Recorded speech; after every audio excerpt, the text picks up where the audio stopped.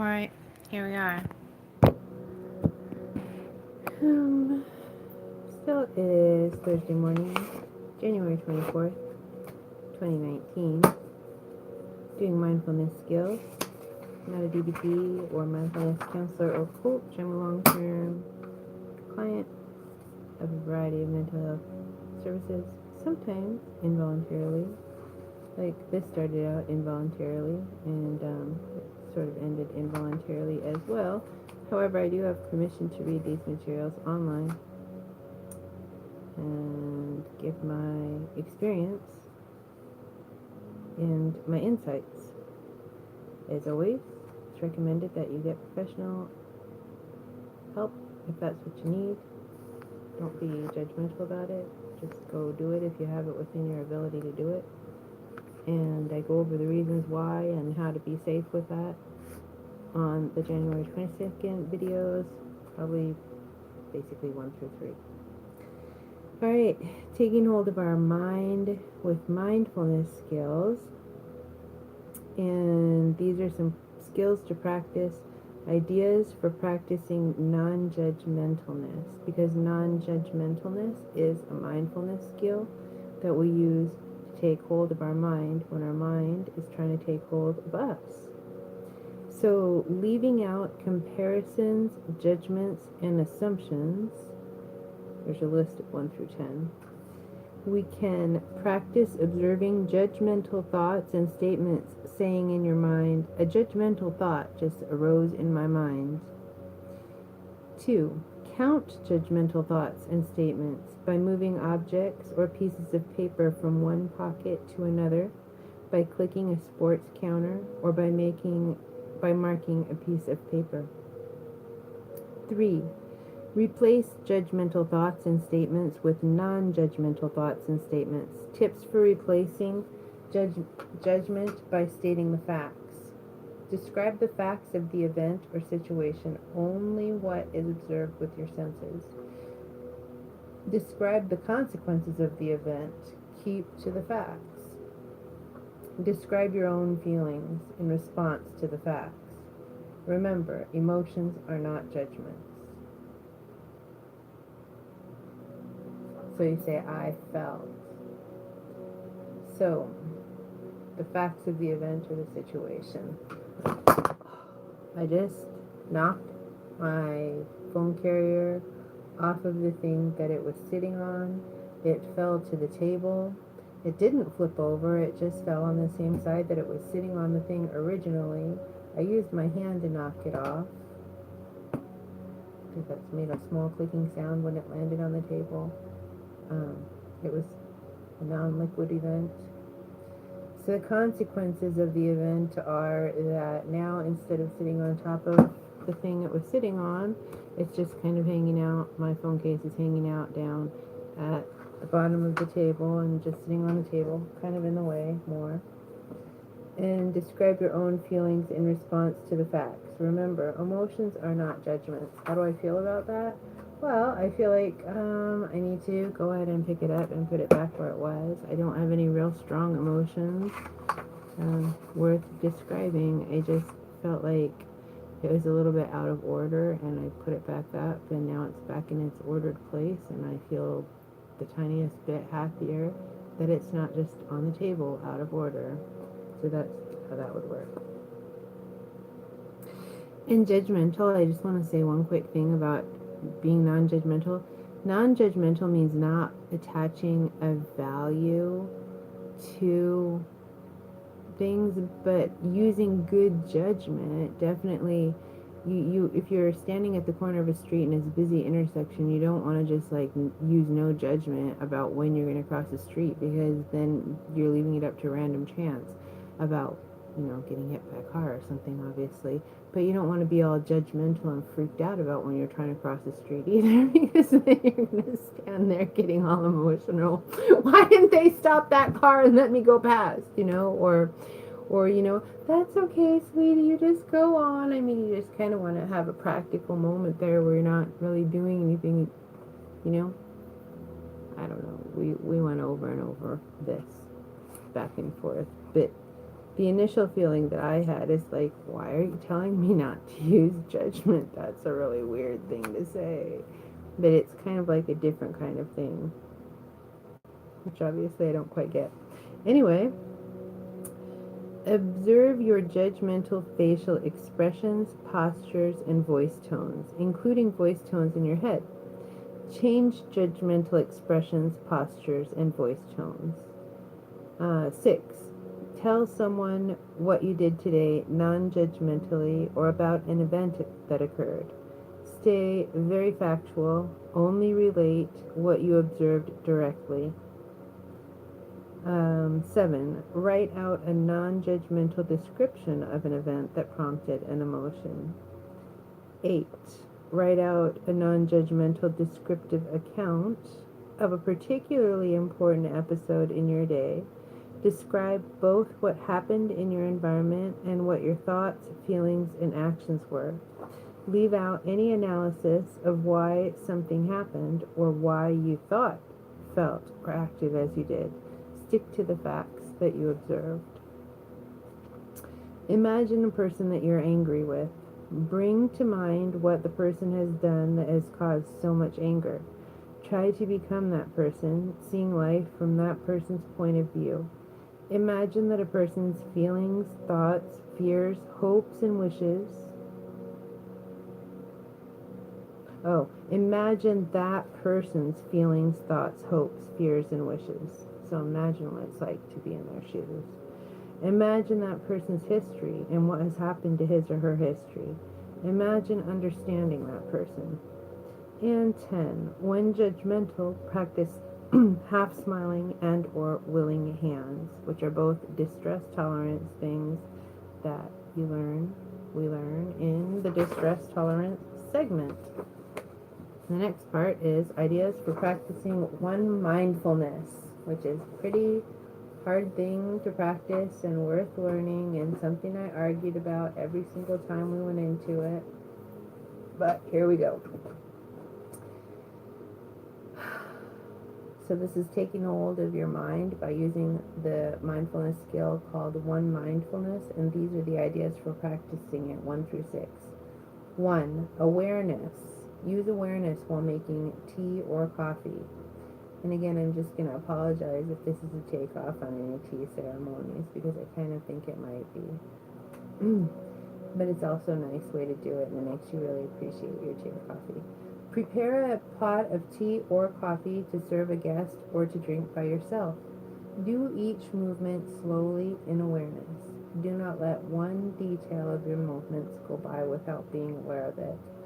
Know that your hand lifts the pot by its handle.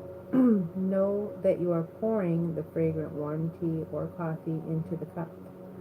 Follow each step in awareness. Breathe gently and more deeply than usual. Take hold of your breath if your mind strays.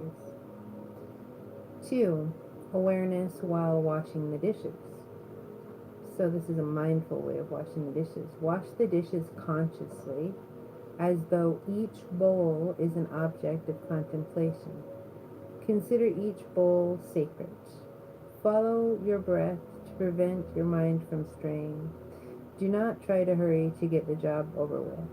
Consider washing the dishes the most important thing in life. And again, this is how we do it when we're practicing like a game, a head game form of the dishes, not when you just want to get them done. It annoys me when people be mindful when we're in a hurry. I'm just saying that judgmentally. Alright. 3. Yeah, because you can get all pretentious with this stuff and just, humble in the practice. No one's better than anybody else, just humble in the practice. And you can actually, I've seen people use practicing mindfulness and one-mindfulness and all these things as a way to be irritating to other people. That's completely unnecessary and not especially cool. So anyway, awareness while hand washing clothes. Do not wash too many clothes at one time. Select only 3 or 4 articles of clothing. Find the most comfortable position to sit or stand so as to prevent a backache. Scrub the clothes consciously. Hold your attention on every movement of your hands and arms. Pay attention to the soap and water.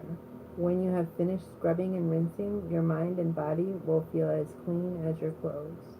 Remember to maintain a half smile and take hold of your breath whenever your mind wanders.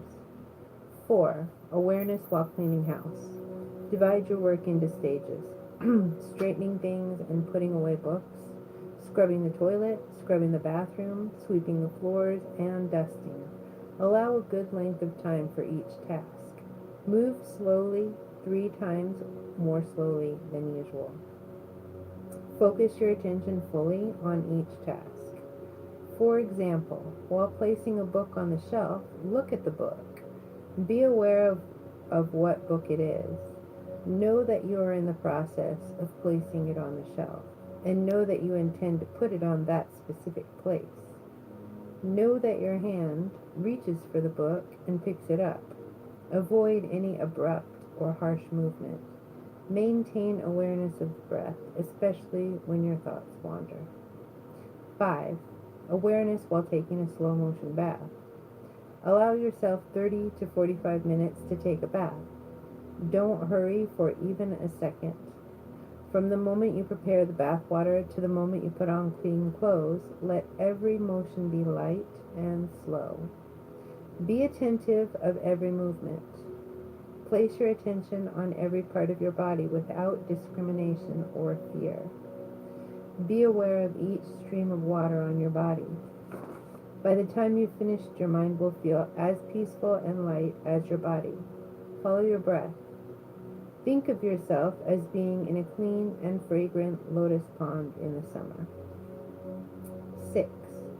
Awareness with meditation. Sit comfortably on the floor with your back straight, on the floor or in a chair with both feet touching the floor. Close your eyes all the way or open them slightly and gaze at something near. With each breath, say to yourself quietly and gently the word 1. As you inhale, say the word 1. As you exhale, say the word 1. Calmly and slowly. Try to collect your whole mind and put it into this one word. When your mind strays, return gently to saying 1. If you start wanting to move, try not to move. Just gently observe wanting to move. Continue practicing a little past wanting to stop. Just gently observe wanting to stop.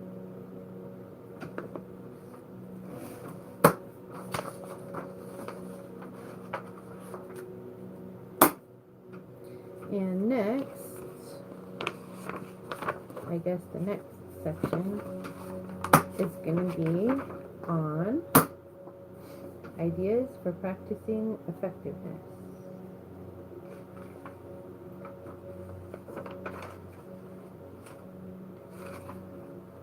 Which I guess I'm going to do right here because I got a few minutes. Ideas for practicing effectiveness. 1 through 5.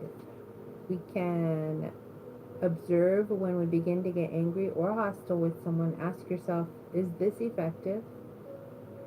2. Observe yourself when you start wanting to be right instead of effective. Give up being right and switch to trying to be effective. 3. Notice willfulness in yourself. Ask yourself, is this effective? 4. Drop willfulness and practice acting effectively instead. Notice the difference. 5. When feeling angry or hostile or like you're about to do something ineffective, practice willing hands, which is that distress tolerance skill. It's open, sort of soft hands. You're just soft hands. You're willing. Willfulness is another thing that gets discussed, and that's why it's better to go through the skills more than one time. So in the back, there's a little cartoon, and it's a frog, and the frog is like doing the dishes, but they're not doing them mindfully at all. They're thinking about all these thoughts.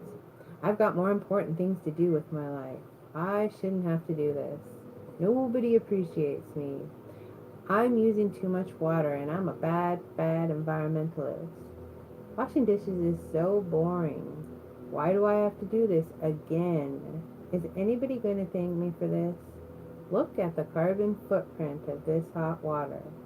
This is a complete waste of time. That's totally, I guess, unhappy way to do the dishes. Even when I'm not doing them mindfully, you can do them and be happy about it. You could be like, well, good thing I'm able to do these dishes. Good thing I have the strength to get myself out of bed. I have been chronically ill in bed and unable to get out before.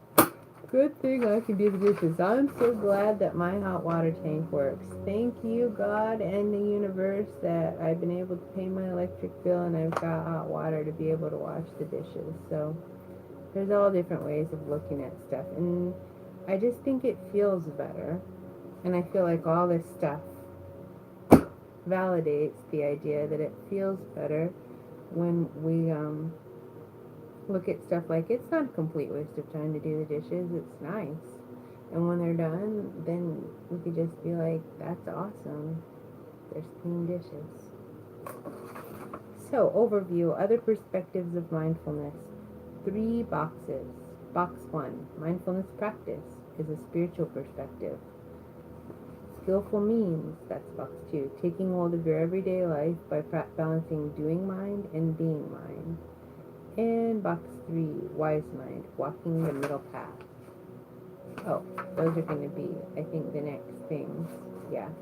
Wise mind from a spiritual perspective, and then skillful means, and then the middle path in between. Goals of mindfulness practice. Yeah, going to do that on the next one. All together.